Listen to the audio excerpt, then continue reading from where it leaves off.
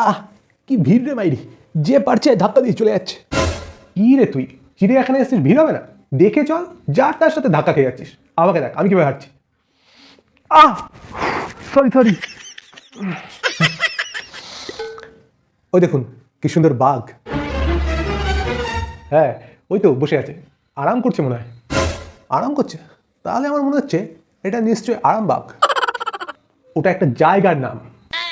ও ওটা জায়গা, আচ্ছা। খাঁচার মধ্যে বাঘ দেখে আর কত মজা। আসল মজা বাঘকে বনের মধ্যে দেখে। সেই যে আমরা সেবার সুন্দরবন গেলাম না, সেইবার তো বললে বিশ্বাস করবে না, এই আমি দাঁড়িয়ে আছি আর আমার থেকে জাস্ট 3 ফুট দূরত্বে, হ্যাঁ 3 ফুট দূরত্বে আমার পুরো মুখোমুখি দাঁড়িয়ে আছে একদম। এত কাছে বাঘ? না, আমাদের গাইড আমার মুখোমুখি দাঁড়িয়েছিলেন উনি বোঝাচ্ছিলেন যে এই এলাকাটা একদম বাঘের।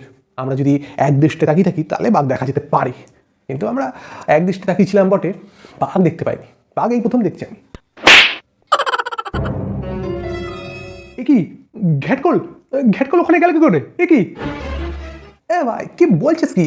আমি তো এখানে, এই দেখ। না না সম্রাটবাবু, আপনি ভুল করছেন, ওটা শিম্পাঞ্জির খাঁচা। ও আচ্ছা আচ্ছা, আমি তো ভয় পেয়ে গেছিলাম। ওই দেখুন কত বড় হাতি। বাহ কি সুন্দর, কি বড় না? হাতি ভাই, হাতি ভাই আমাদের একটা গান শোনাও না। হাতি ভাই একটা গান শোনাও না। হ্যাঁ হাতি গান গাইতে পারে নাকি? হ্যাঁ গাইতে পারবে না? যারা এত ভালো সুর সে গাইতে পারে না?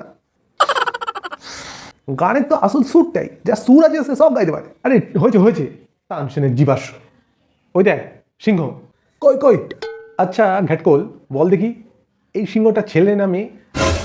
ছেলে না মেয়ে? আরে ওদিকে দেখছিস কেন? মাথার দিকে দেখ, কেশর দেখেই বোঝা যায় ওটা ছেলে না মেয়ে।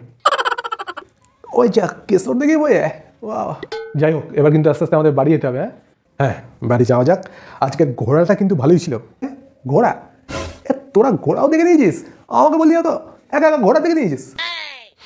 আরে ঘোড়া মানে টম্পক টম্পক ঘোড়া না, ঘোড়া মানে ঘোড়া ঘুরি, এই যে ঘুরলাম আমরা সেই ঘোড়া। ও আচ্ছা ঠিক আছে, চলুন বাড়ির দিকে।